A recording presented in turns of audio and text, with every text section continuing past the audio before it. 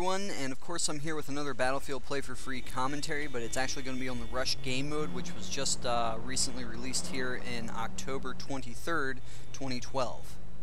Of course, before I get started about the Rush commentary, I do have a couple of shoutouts. The first one goes to Non-DJ Master for being the first one to leave a comment on my YouTube channel.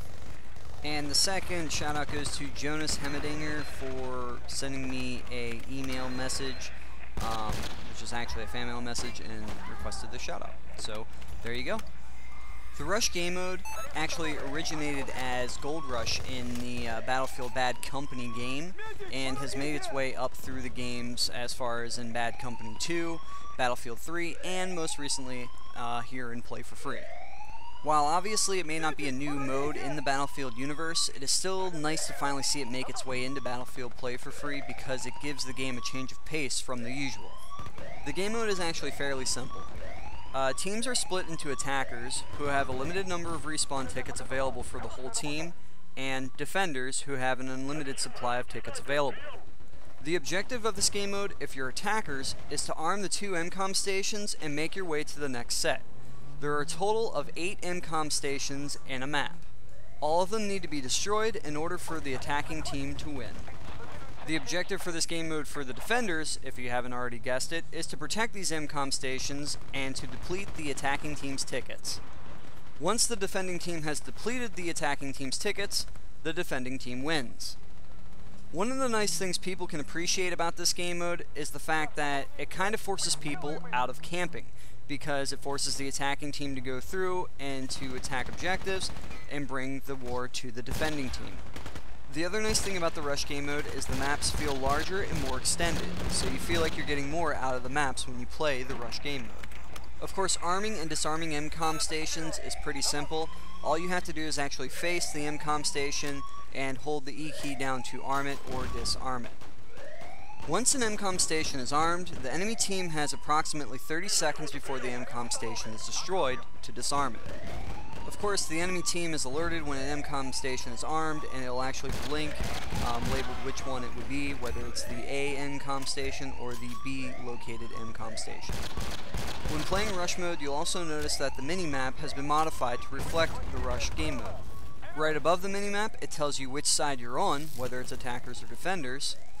Right below the minimap, you'll see the total amount of tickets left that the attacking team has, and right underneath that, the icons for the 2 MCOM stations at Alpha and Bravo.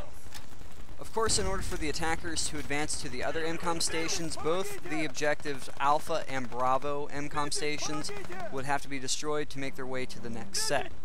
One of the nice things they added with the Rush game mode is the fact that once you take out a set of MCOM stations to move on to the next, it actually makes the defending team push back, because as soon as you're able to attack the next area and move up, it also makes it to where they can't stay back behind enemy lines and, spawn camp you and take you out that way. So what happens is it kind of shades out and makes it to where they're behind enemy lines, and it gives them the countdown timer of death. The Rush game mode also seems a lot more faster paced and more frantic than the Assault game mode. The overall in-game render and design of the MCOM stations themselves seem to be very similar to the ones that are used in Battlefield Bad Company 2, with the addition of just a satellite dish on top of it. The map that I'm currently playing on is Sharqi, and it's actually the very first map that Play4Free had set up for the Rush game mode. The first set of MCOM stations you run into on Sharqi are right on the outskirts, or right around just the outer edge of the rural housing areas.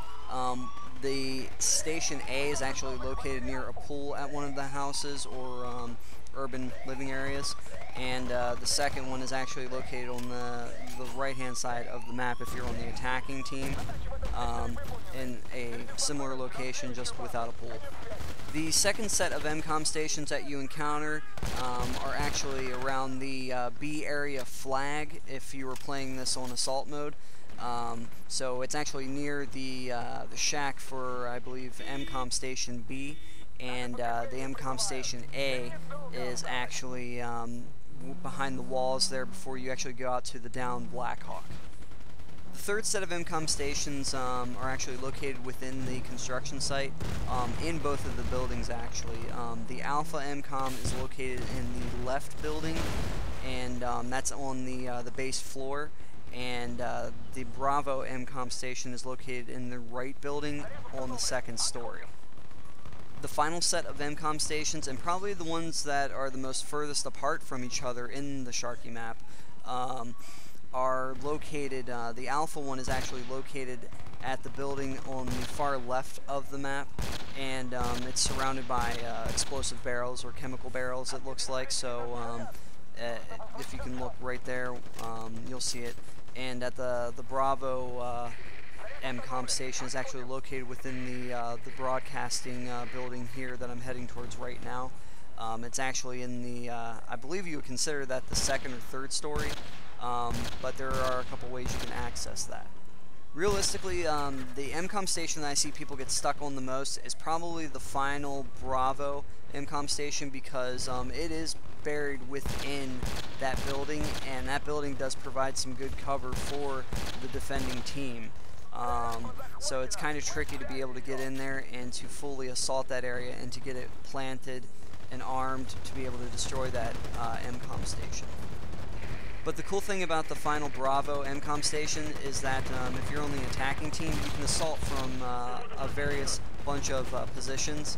You can also go through the front there and climb up the flight of stairs. You can also climb up this ladder here, or you can take a support chopper and fly to the very top of the broadcast building and go down the stairs from the top there. All in all, the Rush game mode does add a sense of additional replay value to the Battlefield Play4Free game, which is something that is much welcome and delightful to see, especially since Rush is probably one of my favorite game types that has been a staple in the Battlefield Play4Free series. Alrighty guys, that's all I have for the Rush game mode commentary. I hope you enjoyed the video, and before I go, I also have another video that's being posted up here pretty soon. It's actually a second Corky clip, so go ahead and take a look at that if you want to as well. I'll see you all next time.